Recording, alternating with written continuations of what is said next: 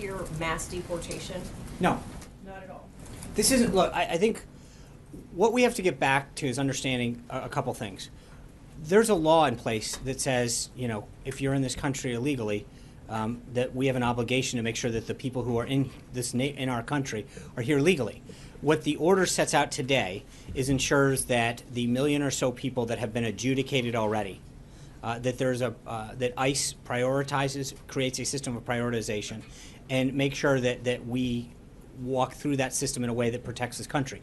This is consistent with everything the president has talked about, which is prioritizing the people who are here, who represent a threat to public safety or have a criminal record. And all this does is lay out the exact procedures to make sure that that subgroup of people who pose a threat to our nation because of a conviction or a violation of public safety or have a criminal record are adjudicated first and foremost. That's it, plain and simple. So is then, a follow-up to that, is the White House's message today to undocumented people in this country whose only crime is being in this country illegally, don't worry, or you're on No, your list? the message from this White House and from the DHS is that those people who are in this country and pose a threat to our public safety or have committed a crime will be the first to go, and we will be aggressively making sure that that occurs. That is what the priority is. If you're, the others who then aren't? They're watching I think this as the fearful look, right now. Cecilia, the president has said multiple times that we've got to look at this issue on a very, very holistic way.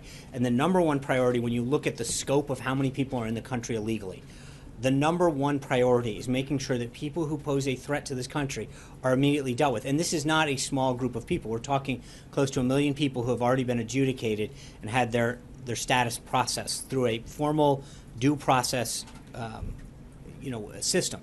And so what we need to do now is to make sure that we focus the resources and the efforts on those people going first and foremost. And the fact sheet and the information that we put out lays that out very, very clearly, what is being done. But for so long, the people at ICE and CBP had their hands cuffed behind them, and when they were going to deal with the mission of their job. The last administration had so many carve-outs for who could be and who couldn't be adjudicated that it made it very difficult for the customs and enforcement people to do their job and enforce the laws of this country.